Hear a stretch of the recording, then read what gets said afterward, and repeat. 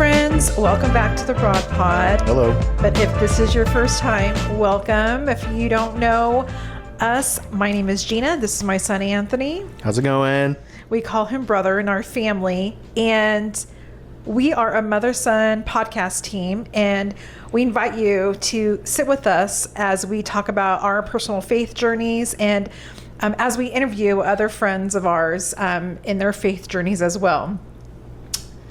And we are actually doing something we've never done before with the pod.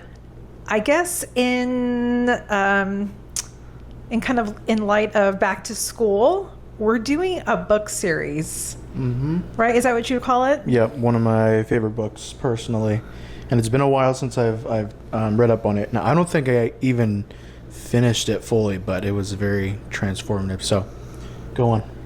Yeah, and I think it's very timely because if you missed last week's episode, we interviewed brother's friend Stuart, who you met at Camp Elam, right? Yeah. And Camp Elam is located where? Colorado. In Colorado.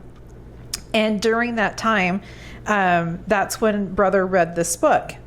And your cover looks a little bit different than mine. Yep. So this is the book we are currently reading. Right there. Two different covers, same book. It's called Wild at Heart by John Eldredge. And the title, underneath the title, it's a book about discovering the secret of a man's soul. And you might be wondering, why are you guys reading this? Why are we reading this? Right now in this time of our lives? Yes. Or why should people read it? Or why should people read it? Okay. I just remember the impact it had, so all of the key points it will be interesting to dive back into. But at least with the time in my life, it just mirrored everything that I was learning just about God for myself and not through the typical church and school setting and family setting that it was just like pure self-discovery. And also this book kind of was like, it seemed like it was reaffirming everything. So I would say it probably is not best, but just really great for people that want to dive deeper in what's going on with their relationship with God and what God seeks out of us. And I do know that there is an emphasis on manhood. So, but you've read it, right? Actually, this is my first time going through it, so it'll be interesting. Yeah, so it's like most of our conversations will be like, like those reaction videos. Yep. That's going to be like my take on this book is like, this is my reaction video, but we're going to go through it. The goal is to go through it chapter by chapter. Mm-hmm. However, I don't think we're going to get to all the way through chapter 1. I just think that there's going to be so much richness and conversation. Maybe. I mean, I kind of have a summed up opinion of it already. Okay, well, we'll see where our conversation takes us. But so you spoke from a man's perspective, and for a woman's perspective, I very much already going through chapter 1 advocate for every mom, girlfriend, wife, sister. If you are a female, even if you're not in an actual relationship, even just a coworker of someone that you work with that is a man, I already recommend you giving yourself time to read through this. Even if it's just chapter 1, even if you just get to the bare bones of chapter 1, it's a great start. It's giving me just a new perspective from, the author is a man, of course, but that, and I think he's speaking in generalities, but mostly what the desire of a man's heart is, or what a man's heart desires most. And I was sharing this with some friends of ours that it's helping me put on like a different pair of like glasses from a man's perspective, because I obviously, as a woman, we don't know where they're coming from, but this is almost like gives you a little insight into like what your desires are, I suppose, right? Yes, I suppose at least with chapter 1, I didn't pick up on desires, but more so original, kind of like original design. Or not design, I don't know. Probably desires, actually. I don't know, do you want to get into it? Yeah, let's get into it. Do you want me to start off with what I found most like interesting? Sure. Okay.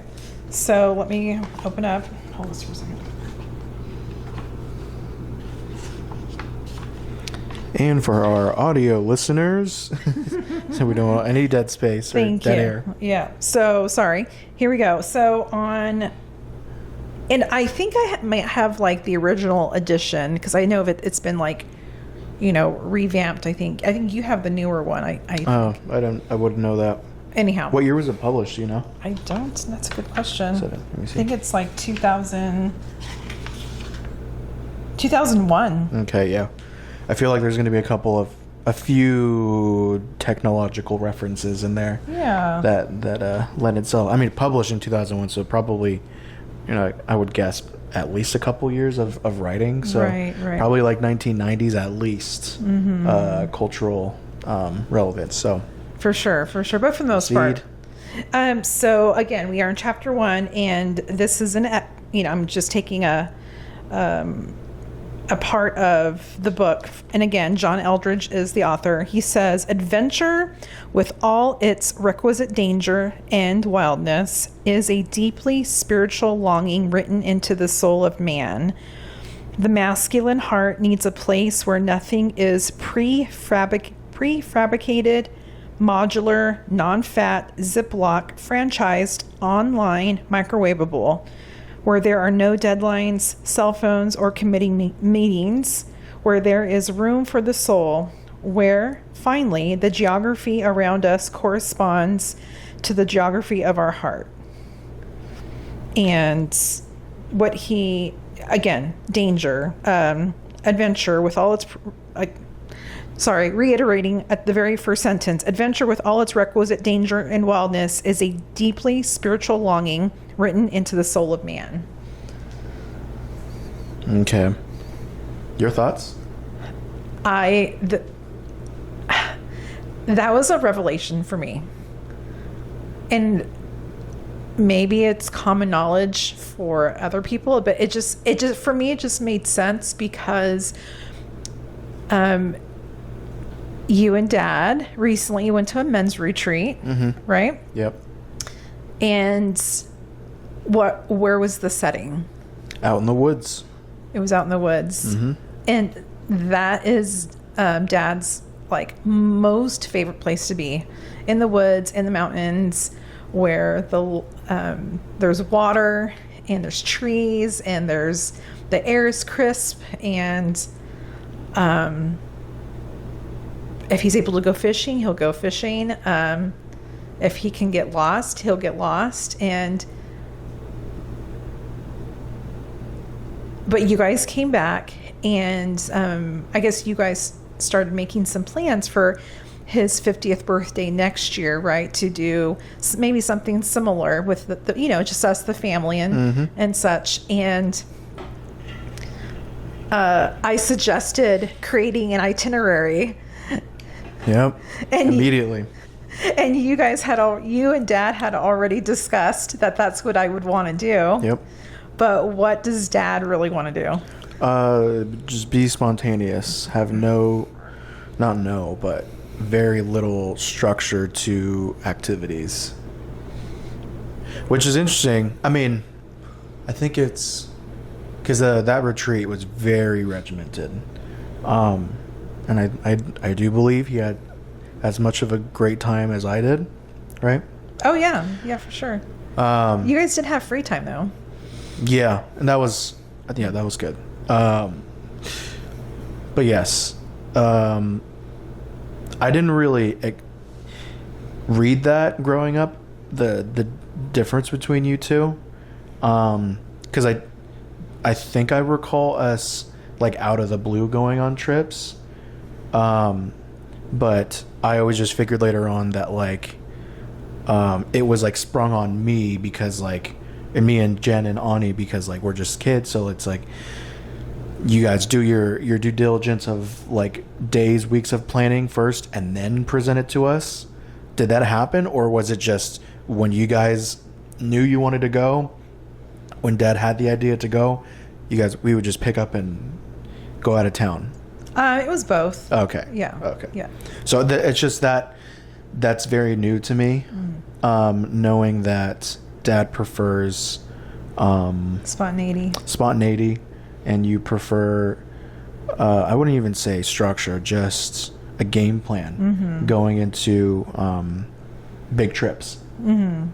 Yeah, I think that again, these are all generalities, but as a woman, I think I find safety and security knowing what to expect, what's going to come next, and if I can at least maybe have a part of in that planning process. What do you mean by as a woman? Why does as a woman apply to that?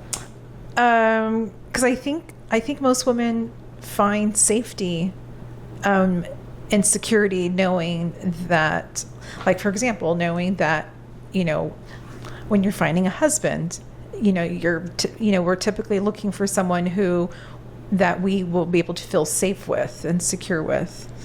And okay. And so anyhow, because I err on the side of wanting a game plan, not out of like safety against what? In terms of planning an itinerary, what are you safeguarding? I guess I guess it depends on what your values are, but like, for example, how you were like saying, okay, this is dead air for those of you who are listening. So I guess for me, it would be any dead time that we don't have, like, we could have had a plan for. But, I see.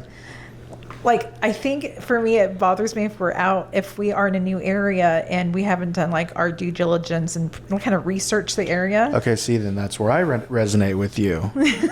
But I don't. What about that? So yeah, that's why I'm like, I guess, why is that a woman thing? 'Cause I guess like that's how I feel. Where it's like, because it's happened before, early days of Anna and I planning trips out of town, and we would go and like we would have a good time and then come back home. And then I'm on social media and I see like ads and stuff for like restaurants and stuff to see. I'm like, we were just there and we missed this. Like, why didn't I plan? So it's, for me, it's the loss of opportunity for things that I know I would appreciate and enjoy. Okay. Maybe it's because we're firstborns too. Maybe that could be it too. Who knows? Maybe. I don't, but I feel like, what? I think she's that way. Who's as she? well, Anna. Oh, okay. She's not the firstborn though. No. She's also very organized. But anyway, we're getting into the weeds of, semantics of planning and stuff. But also, I appreciate spontaneity as well. A little bit of unpredictability in terms of, like, I don't know, maybe. Let's get into it a little more so I can collect my thoughts.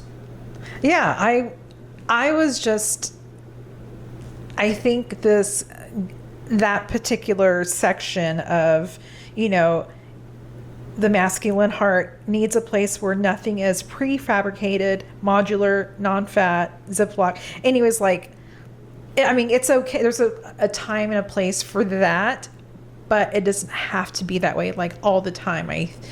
I now see I think the value even more now for Dad or for you, men in general too, like, set aside time to like get away, like a weekend away, maybe in the woods or going on a hike or going fishing or whatever that looks like. And I really saw that in Dad when we were in Texas, and he would maybe twice a month, maybe, would take his canoe and just go fishing.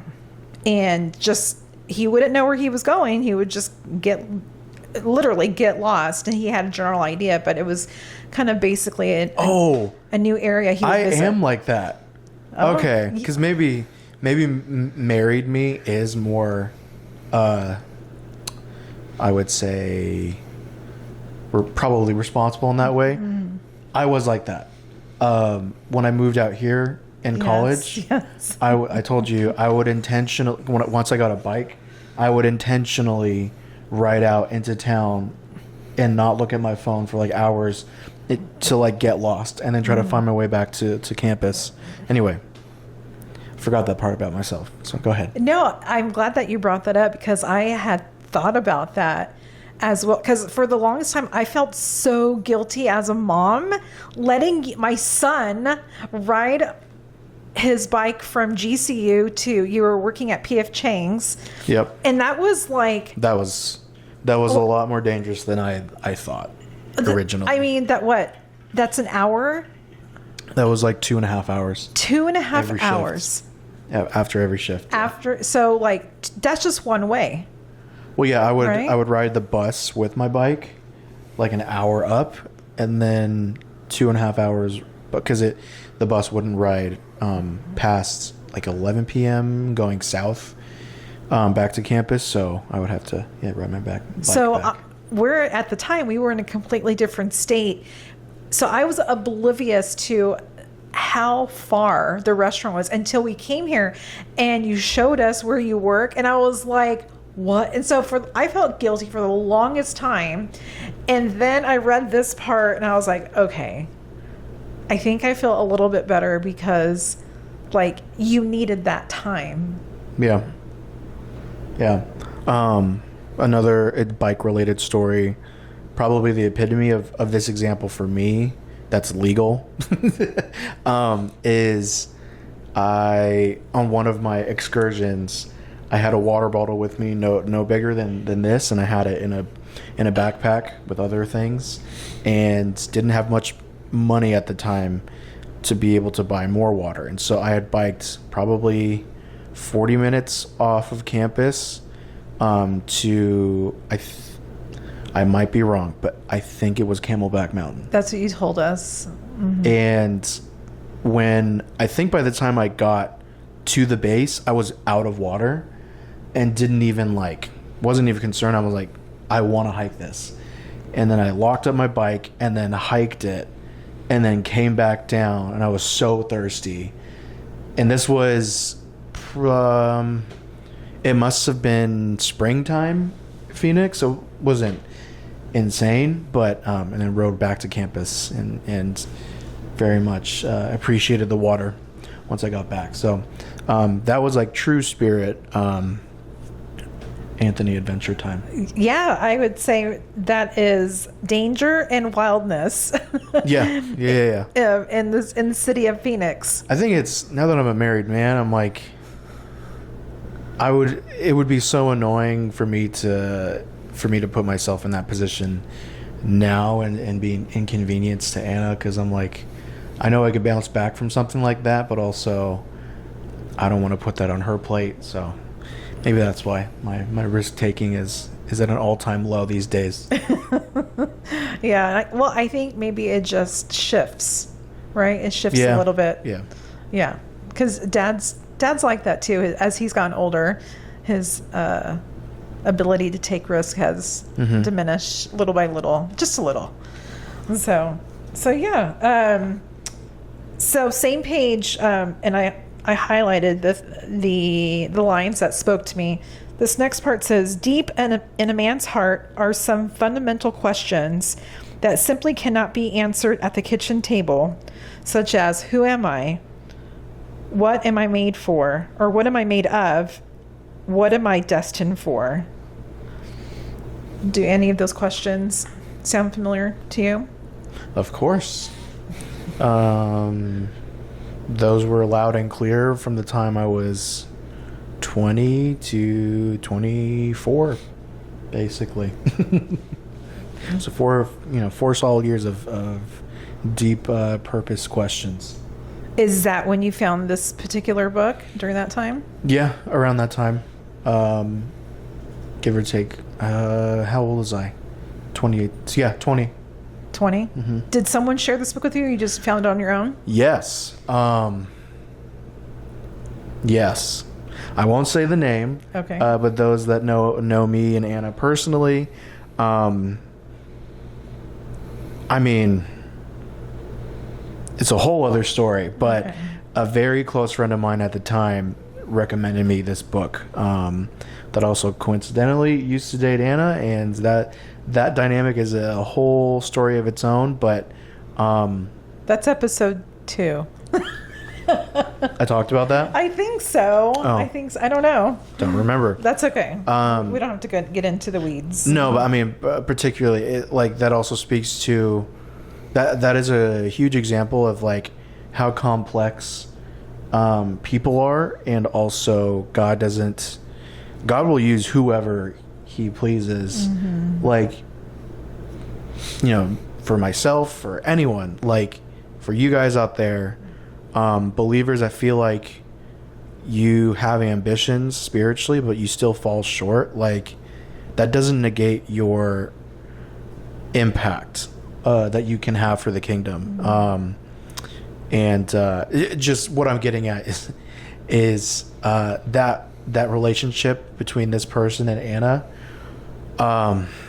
It was destructive, and I didn't have feelings for her at the time, but I was very close friends with her, and so to be kind of middlemaning the aftermath of their breakup, and also having like genuine fellowship with him. He like recommended me this book, and he was the person that I like went to with my notes at the time of like, oh my gosh, chapter 5, this is crazy. I've been feeling this way, and he was like, yep. And he had plenty of input to give me, and it just, the contrast was amazing. Not amazing. I don't know if that's the word, but like, it's just, I think, awe-inspiring. After I work through my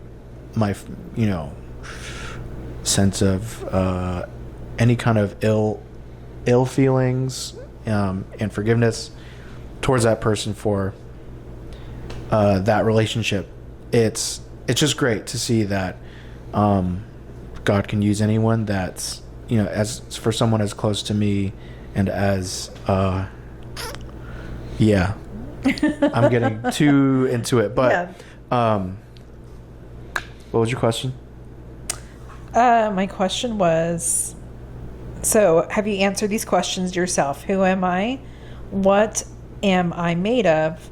What am I destined for? Do you want to answer either one of those, or all three? What am I made of? What am I destined for? Who am I? Oh. What am I made of? And what am I destined for? I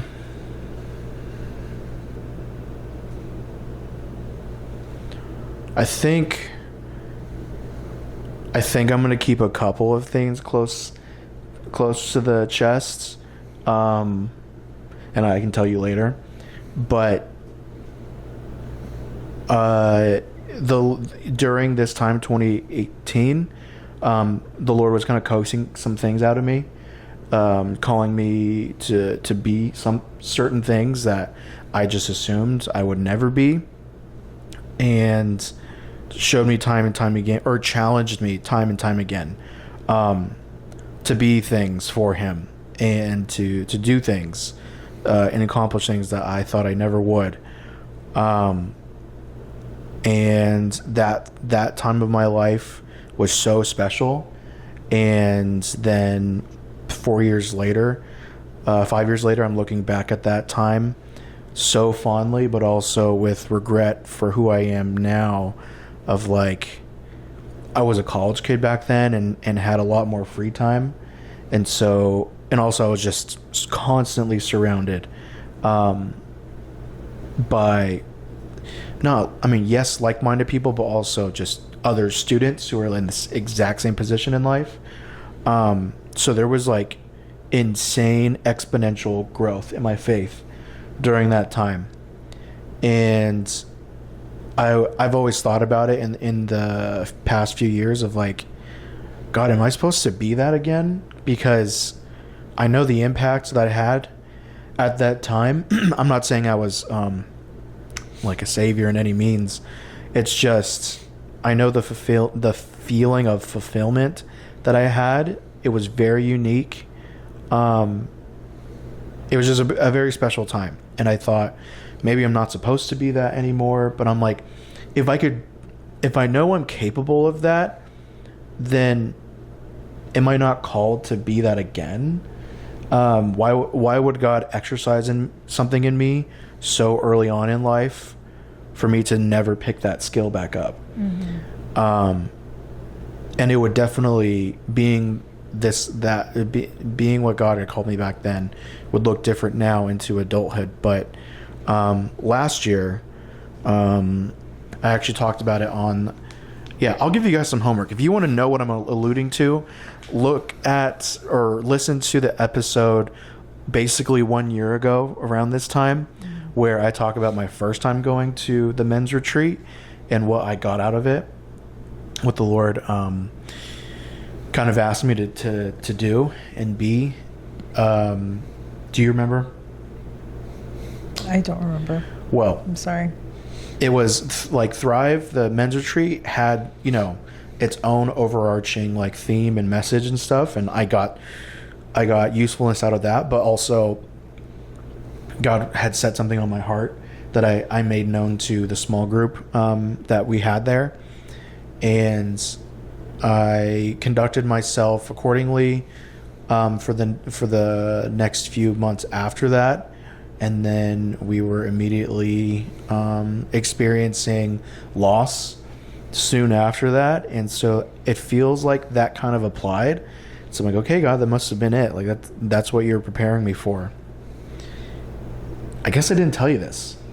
And we'll dive deeper into it after the pod. Okay. Last weekend at Thrive, they have what's called prophetic word. Did Dad tell you about this? Yes. Or not prophetic prayer. Sorry, prophetic prayer. And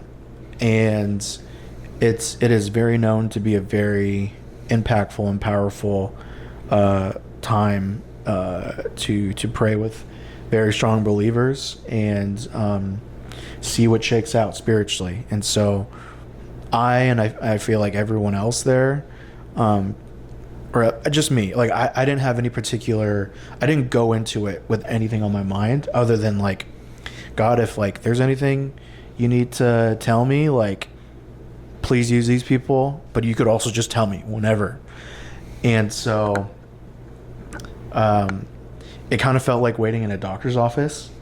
Everyone was sitting in front of a cabin, and then they had like designated rooms and like sections on the outside where two prayer leaders, I don't know what they're called,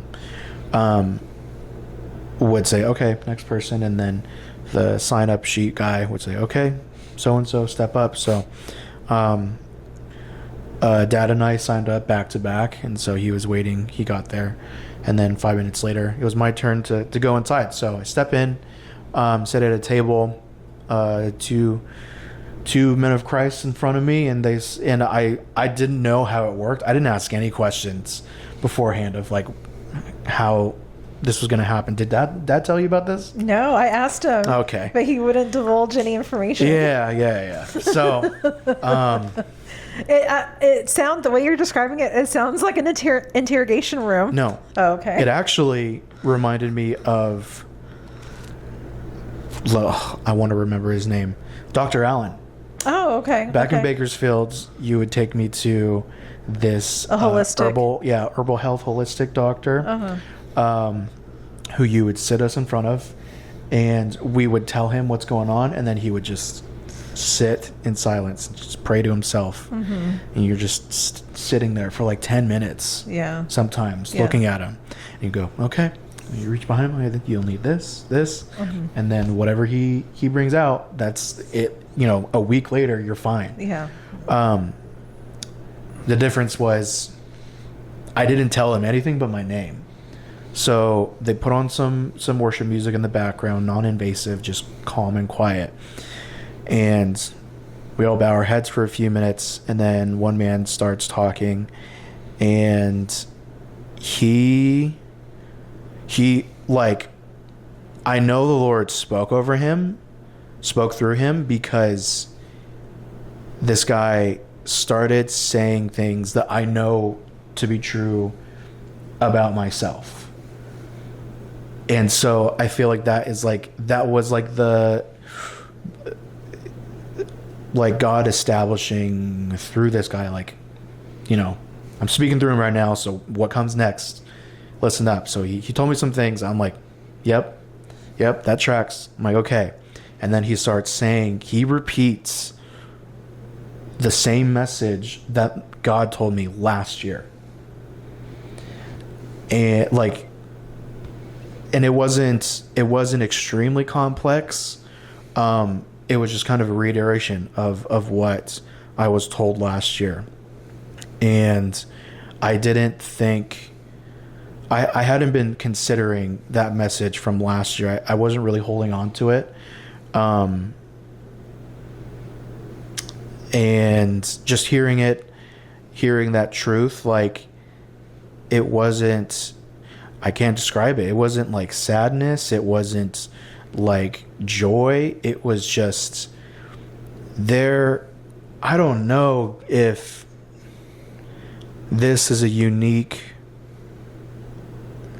feeling to believers, but it's like a sense, at least for me, I'll speak for myself. Personally, I have this sensation in my heart, and then it's like heart is a, what's it called?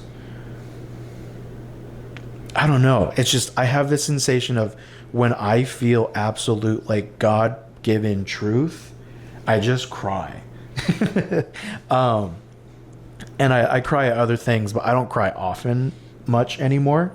And I just started crying. I was like, yes, God, this is I know this is from you.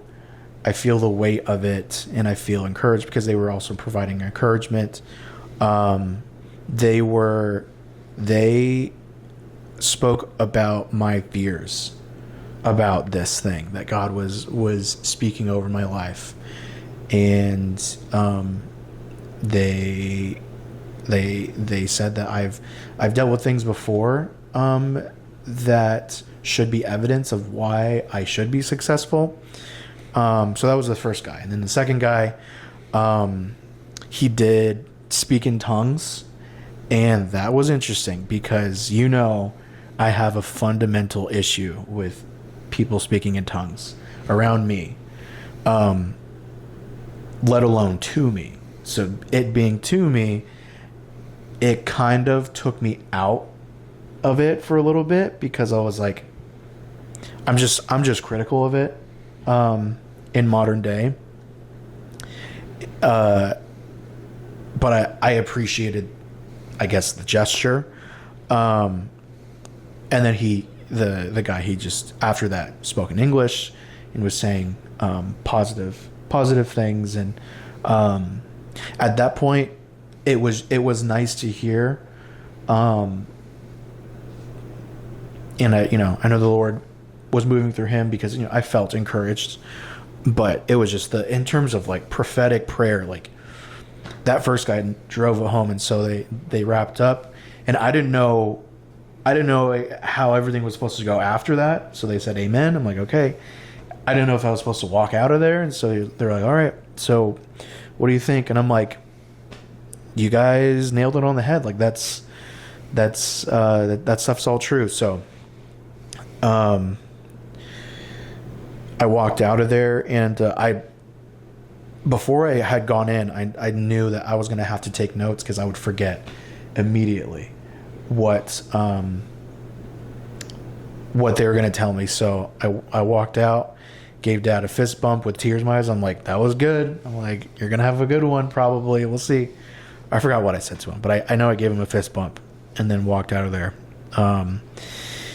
And just, I think it was like a 10-minute walk back to my cabin, and I just like marinated on it. I wrote everything down as much as I could. I just the key points, and told Anna when I got home, and she appreciated hearing that. And like that day, even we kind of workshopped, trying not to decipher it immediately, but we're like, okay, what do we think this means? How are we going to move forward in the coming months or the coming year? But it's like, now that I've told her too, it feels good having like accountability, because I told, she knew the message I got last year, and I think to her, she also assumed that that message was meant for really what we had gone through afterwards. But to hear it again echoed, I'm like, okay, it's like, not over. It's not over unless it's like, all right, there's another thing down the pipeline. And like, also, I don't know why we do not plan our lives to be this way, but ever since we've been married, October has notoriously been the worst month for us every single year for different reasons. And so last year was when Anna had a miscarriage, and it was like not fitting, but it was like, if this was going to happen at any point during the year, October is like the year. So if anything, I'm just really glad that God kind of just activated me to be vigilant for the coming year, because I don't know what it is, but October, it like, we're not assuming something's going to happen, but like things kind of just always unfold in October for whatever reason, for Anna and I. So yeah, prophetic word. Wow, that's good. Yeah. Yeah, I'll tell you as soon as cameras are off. Yeah. Wow, that's a lot. That's a lot. Yeah, I really try to get Dad to tell me what the conversation was about, and he just in his animated voice, he says, "Between me and the Lord." Yeah. When he got back, I'm like, I wanted to know, but I just living with him and then becoming very much like him. I just understand when he wants to share and when he wants to keep things close. And so without me even asking, just saying, "Hey, what's up?" When he got back, I could just tell that, it meant a lot to him, whatever he prayed for with those people, because I think he got different people, a different pair. I could tell. So, and that's quite all right. It's just funny because I understood that, and I'm not surprised that he didn't tell you yet. Yeah. But special time, and I understand, even as a believer, why someone would be cynical about the legitimacy of prophetic word in a place like that, where it's like, it's so like organized, but they do need a system, because I heard a couple years ago, one of my friends was involved where there was like the prayer people themselves, like they were there for like 10 hours. Wow. This is like during free time, which is like 3 hours ish, and it went on all day because it was that powerful. And so I think it sounds like after that they're like, all right, let's be organized about this and have a sign up system in a time block. So Yeah. I'm going to promote Thrive. If you're in Arizona, come this time next year, I highly recommend, because I did want to talk about Thrive. Yeah, for sure. So what is Thrive? Who hosts it? Men's retreat at Lost Canyon, Williams, Arizona. They've been doing it for 20 plus years at least. And they also do other locations through other groups. And so this one, a few churches attend, and among living streams for 3 days. And hands down, like, once again, like, consistently the best worship I ever experienced. And that's not because of any kind of quality of the band itself. And I'm not saying at all that, like, women hinder worship, but it's like, it's a room full of men. And I think it's not that women hinder worship. It's that, like, what I've seen is outside of Thrive, like, at any church that I've been to, like, generally, like, men are very reserved during worship. And it's like, how much more, not that the Spirit is withheld, I don't know, just how much more would the Spirit thrive in a church if all men, if everyone would give their hearts in worship. And it's not that I don't know, it's tricky to talk about, but I'll just say that, like, that room, it's you can feel it so intensely the first song, and then they do quite a few in the beginning, and then a couple after each, like, large group setting. How many men do you think attended? I forgot. It must be somewhere, I forgot, somewhere between 300 and 500. Wow. I don't know.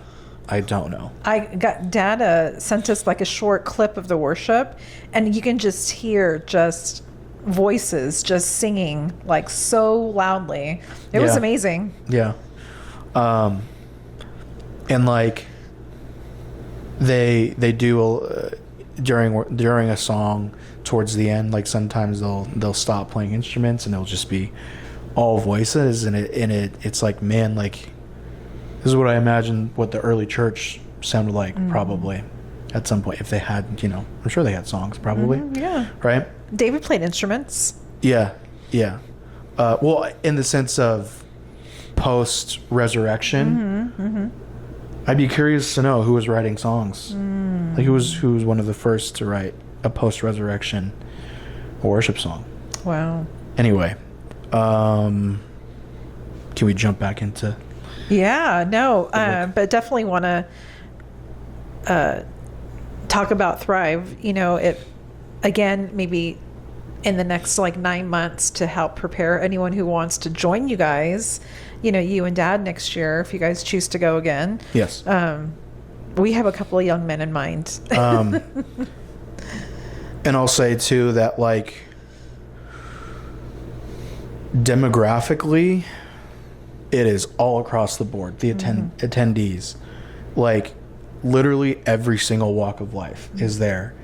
And an age group, huh? Adult age to, well beyond retired. And age. Teenagers. There was a couple teenagers there? Serving. Yeah. Serving, okay. Yeah. So they, the teenagers there, they volunteer, and then they can attend sessions as well. But the housing is separate, I believe. So that's also very inspiring, because it's just all so impactful, and a lot of it, they do, I think, 3 guest testimony speakers, and then 3 like pastor speakers per night. And the testimony speakers, like, they're all different. Their stories are different, and their life experiences are different, and it's like their coming to Christ moments are so unique, and it's like, it's just inspirational to see everyone come to the same conclusion of faith, no matter where you're from, no matter who you are, no matter what's happened to you, no matter who's done what to you, like, or no matter what you've done to people, these men just all love God, or even like in term like different stages of faith too, like a lot of like very fresh young not young believers, but believers that are young in their faith, young of age and old of age. Like, it's literally all across the board. My small group, I was a very small example of that, just diversity. And that was like super uplifting too, because I was like, my first year last year, I went with a group of friends with, we were a small group, and we already had this built-in closeness to us, and so I feel like that gave us an extra boost in terms of vulnerability. And I thought that we would be at a disadvantage, me and Dad, for this year, but like they got into it, and it speaks to how hungry men are to just have fellowship, that like they take that chance to be vulnerable with strangers that they don't know they're going to see ever again, or maybe that helps. It's like, all right, I know I'm not going to bump into you soon, so I can tell you this thing that kind of probably is a little shameful. So there's like less of a fear. I don't know. I can only assume why people choose to be so quickly. I know why I was vulnerable with them for a couple of things, and I know I have my tendency to be hesitant in vulnerability with fellow believers, let alone fellow men. But yeah, it was great, and I'm very glad that I got to bring Dad, and it's going to be a year tradition now.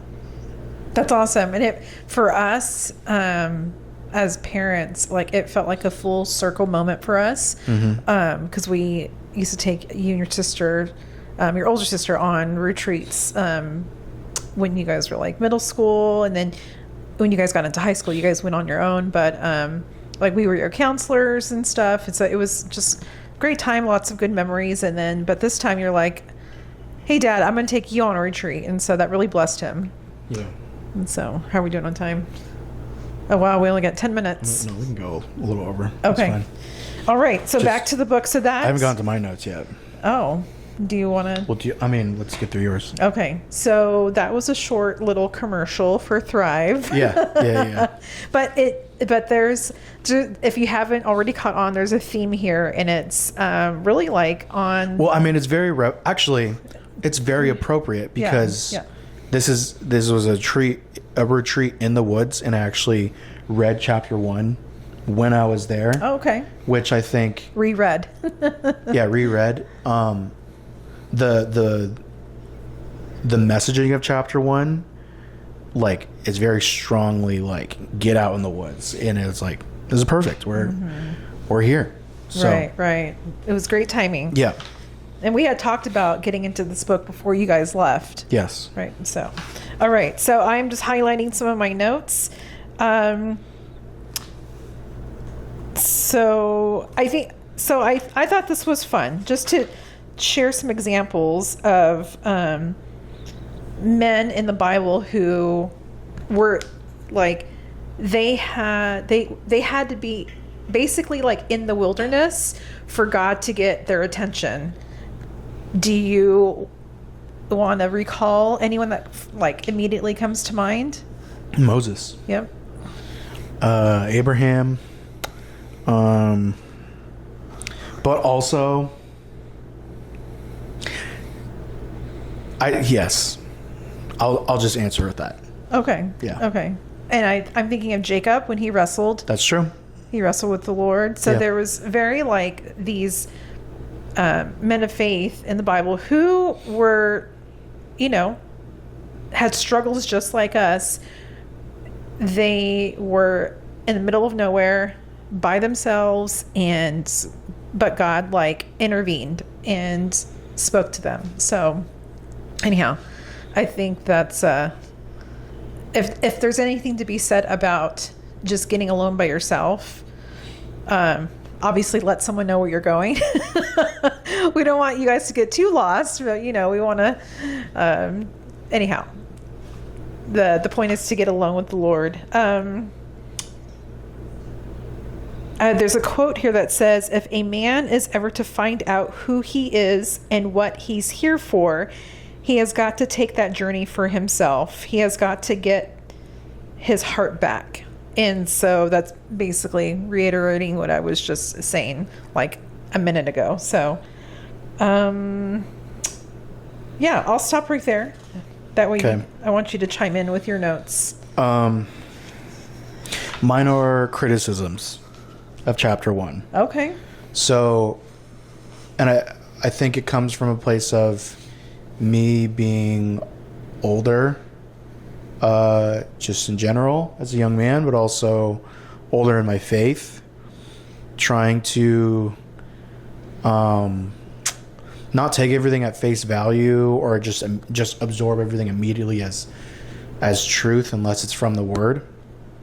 And I'm not at all saying I know better than John Eldredge. It's just trying to like really understand what he's saying, the messaging of chapter 1 of get out there and find God, get out into the wilderness. And I think that like he's kind of saying like 3 different things at once. Of it is important to like be in nature, in like pure, like untouched nature. Like there's spirituality to be navigated in a nature setting. And then also in circumstances of life, like it is a mechanism within mankind to be adventurous. Like the intended spirit of man is to be adventurous.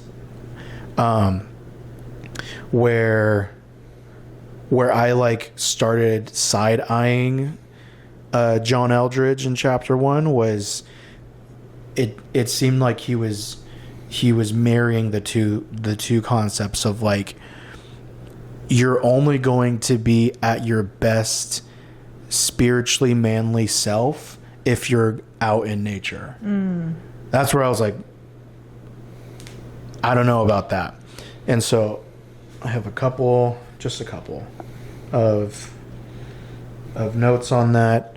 Okay, so yeah, so just thoughts. I didn't really annotate a little bit, but some degree of masculinity is to be found in the untouched, untamed wilderness.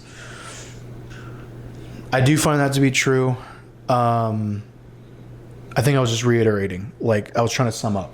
The same or different degree can be found in the unknown of life's challenges. ?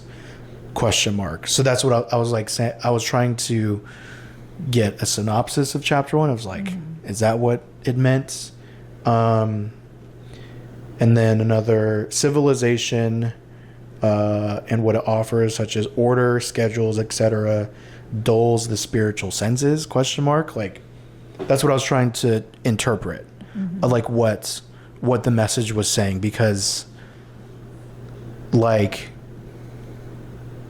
Genesis chapter, I forgot, God's mission to man is to subdue the earth, right? And so it's like there is a built-in requirement of an adventure in that, but also like as man progresses, like things are going to be a little more fine-tuned, and that is the result of, you know, what we're in. It's a home, it's a structure, it's things that, you know, are built mathematically, that are predictable, that, you know, we have electricity and all this stuff. And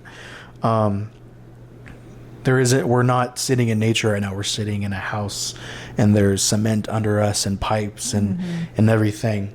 And it's like, I think I was just taking it too literally of like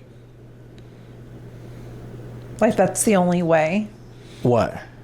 Like you were taking it literally as like he's saying that's the only way for a man to really like.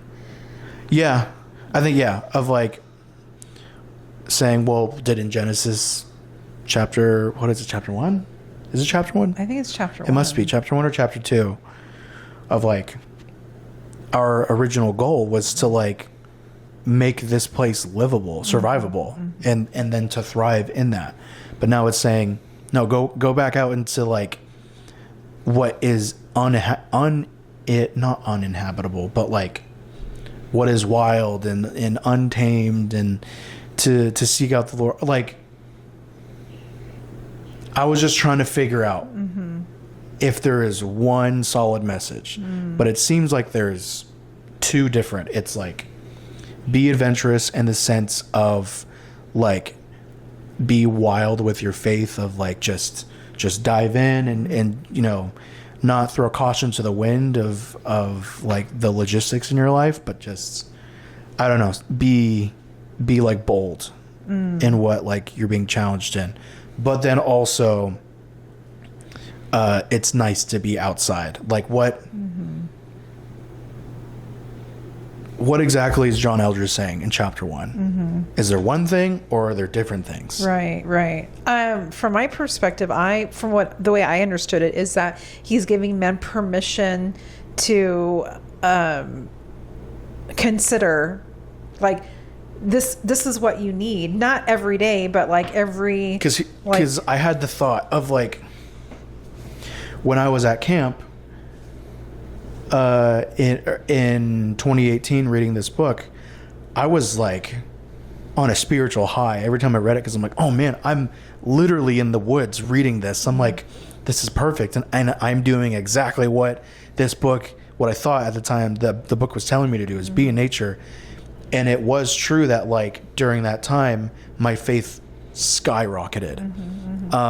That's where a lot of like revelations came for me personally. And it's probably hard to say now. I mean, like the built-in like lack of like phone usage at camp, that definitely helped. I know, you know, phones, you know, are a large problem, and just being, I don't know, there's a lot of hidden distractions, and that's ultimately, I think, what he was saying in terms of what hinders a man's faith is just things that take up your headspace. Right. But then like reading it now, my heart goes out to like people that live in like cities that don't have a whole lot of options to be anywhere else. And so like, how do people like that take that book? Yeah, well, maybe it would be like for someone that enjoys dirt bike riding or skateboarding, or something that is, you know, maybe some type of risk taking for them. It doesn't necessarily, you know, maybe the wilderness, maybe it's a metaphor. Maybe. Well, that's what I'm trying to decipher. Is what John Eldredge really meant. Right. In chapter 1, and probably for the rest of the book. Well, because I know the rest of the book, it's like that. Like, I'm trying to read it through as if I was reading it for the first time ever. And what I got is the author telling me that my relationship with God, it's dependent, is the peak of it is only going to be seen if I'm in nature. Maybe that's because of that's the only like seclusion, like almost guaranteed seclusion of like you and God without all this distractions, how you were sharing. And that like a lot of that is true of like just what's built into an outdoor setting is the lack of distraction. So like, yeah. I just was I get caught up in you know, thinking literal. about, well, yeah, literal, what he probably literally is saying versus figuratively, and what I just thought of people that don't have that ability, and it's like, what is he saying about them? Like, they're not able to just step outside all the time, and go seek out God. Right. In, you know, among the trees. Sure. Well, I mean, I think people can get most people can get that for the most part, even if it's just take a walk in the park. That's what I'm saying. Okay. That's what I believe. Okay. I'm trying to keep Mr. Eldredge in check of like, yeah, I'm just running in circles now. Okay. Yeah. So that was my thought. At least I think our thoughts maybe for chapter 1 for the most part are to be intentional, right? I think that's why like you're the church that you guys attend, they host a men's retreat once a year around this time. And I mean, it wouldn't really be feasible for men to do this like once a month. But once a year, it's like, okay, let me set aside time to kind of, it's almost like a reset, right? Also, like, that makes me think of Moses leading Israelites in the wilderness. Like, he had to come down from the mountain to then be among the people. Yeah. And so it's, but then like God operated differently back then in terms of like he wasn't among the people the way he's among the people now. Well, because now he lives inside of us. Yes, I know. Yeah. I was like trying to make a I guess not a word picture, but just like a comparison of like, but that didn't work theologically because in the sense of like, because you said if we put in the intent at least, you know, once or twice, you know, a set amount of time per year, you know, to go into nature. I was drawing that connection to Moses going up to Mount Sinai on occasion, but that's a different thing, right? No, not necessarily, because I don't think that didn't happen often, like that. You know, Moses going up to the mountain, you know, by himself for 40 days and 40 nights, really only happened a couple of times. True, yeah. So, okay, like, yeah, I mean, yeah, no. But, well, that was an interesting discussion on chapter 1. Yeah. Did you have any other comments or thoughts or critiques? I don't think so. Okay. I'll just end up repeating myself. Okay. I do like, I like the book. It probably sounds like I'm, you know, I'm trying to pick it apart, but I'm just trying to make sure that all of the blind spots are brought out. No, absolutely. Yeah.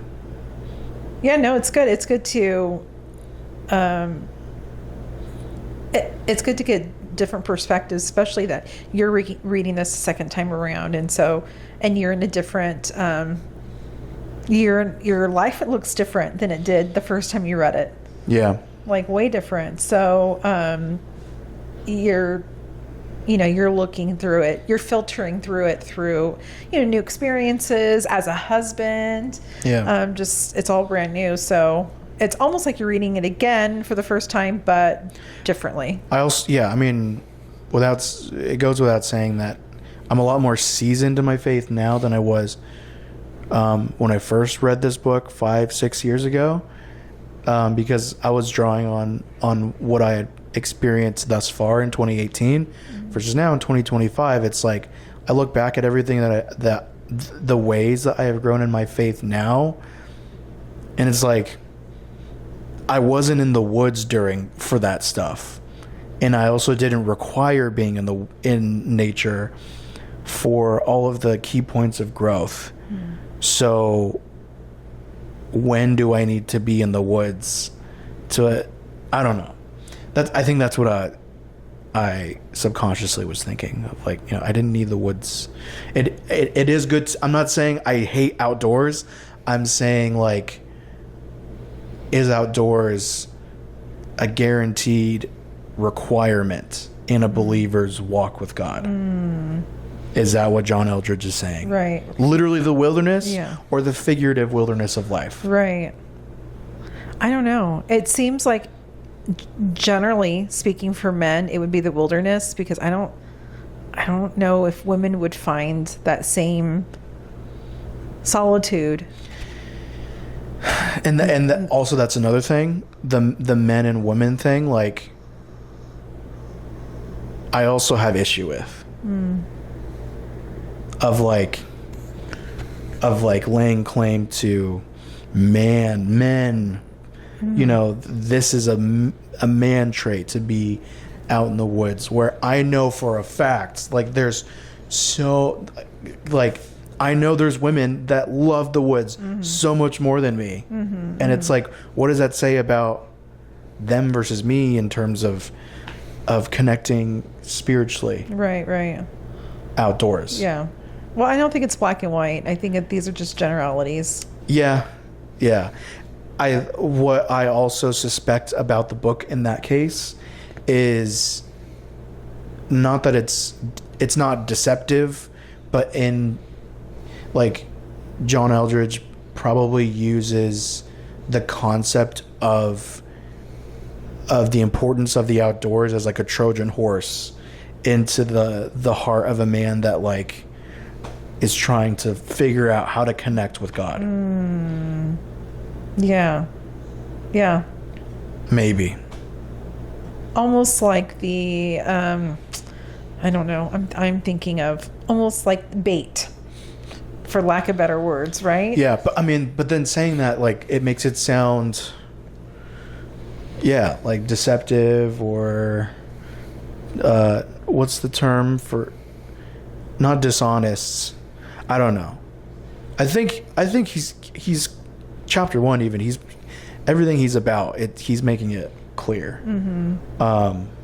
That it is the wilderness. Like, he wouldn't be using the messaging of the wilderness if he didn't believe it himself. It's true. So this is what I'm like. It would be cool to talk to him. I'm like, what did you really mean by that? Huh. Well, to be continued. Yeah, this is only chapter 1. Yeah, only chapter 1, and we might continue chapter 1 next week. We'll find out.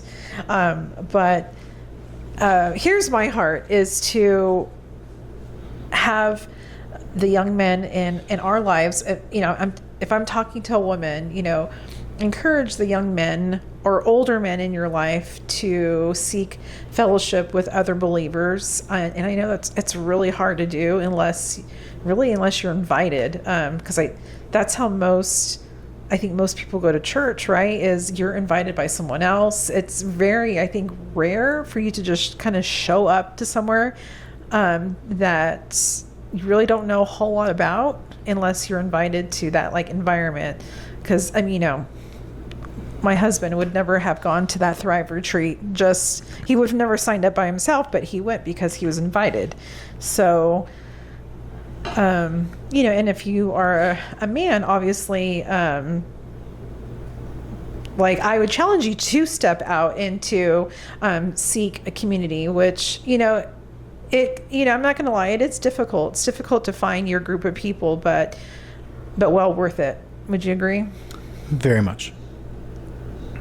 All right.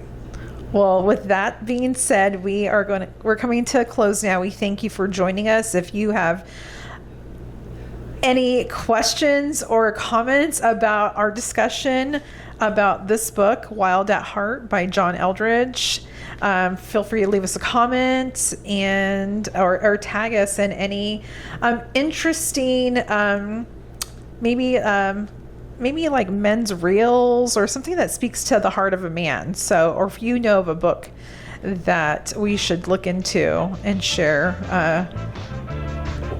comment below. Thanks, guys, for joining us. We are the Rod Pod, and we will see you next week. Bye, folks. Bye.